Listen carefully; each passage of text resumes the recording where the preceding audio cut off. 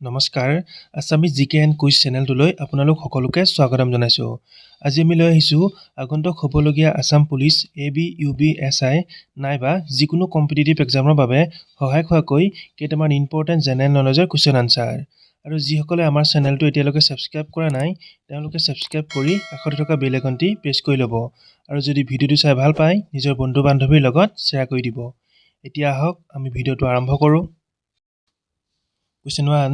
The Black Forest Mountains are located in Black Forest পৰ্বতমালা ক'ত অৱস্থিত? Answer. Black Forest পৰ্বতমালা অপশ্যন B জাৰ্মানীত অৱস্থিত। Question 2. Ashtadhyayi was written by Ashtadhyayi কোনে ৰচনা কৰিছিল? Answer. অষ্টাধ্যায়ী অপশ্যন B পাণিনিয়ে ৰচনা কৰিছিল। Question 3. The largest community of Meghalaya is মেঘালয়ৰ আটাইতকৈ ডাঙৰ জনগোষ্ঠী হৈছে? আনচাৰ অপশ্যন এ খাচী হৈছে মেঘালয়ৰ আটাইতকৈ ডাঙৰ জনগোষ্ঠী। Question 4. Who was the last Sultan of Delhi?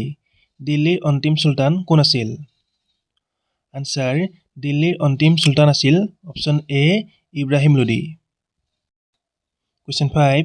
When was project tiger started in India? ভাৰতত কেতিয়া প্ৰজেক্ট টাইগাৰ আৰম্ভ কৰা হৈছিল?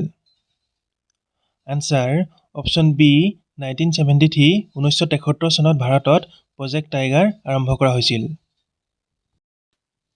Question 6. Who among the following was the 10th and last Sikh গুৰু? নিম্নলিখিত কোন দশম আৰু অন্তিম শিখ গুৰু আছিল? Answer option A Guru Gobind Singh. Question 7. Where is the headquarters of International Labour Organization located? আন্তৰ্জাতিক শ্ৰমিক সংগঠনৰ মুখ্য কাৰ্যালয় ক'ত অৱস্থিত? আনচাৰ আন্তৰ্জাতিক শ্ৰমিক সংগঠনৰ মুখ্য কাৰ্যালয় অপশ্যন ডি জেনেভাত অৱস্থিত। Question 8. Who was the first Indian women wrestler to win a gold medal in the Asian games? এছিয়ান গেমছত সোণৰ পদক অৰ্জন কৰা প্ৰথম ভাৰতীয় মহিলা মল্লযোদ্ধা কোন আছিল? Answer option B Vinesh Phogat. Question 9. Where is the headquarter of the Asian Pacific Postal Union? Asian Pacific postal ইউনিয়নৰ মুখ্য কাৰ্যালয় ক'ত অৱস্থিত? আনচাৰ এছিয়ান পেচিফিক পোষ্টেল ইউনিয়নৰ মুখ্য কাৰ্যালয় অপশ্যন বি বেংককত অৱস্থিত। Question 10. The peasant revolt of Lachima take place in the year? লাচিমাৰ কৃষক বিদ্ৰোহ কেতিয়া সংঘটিত হৈছিল?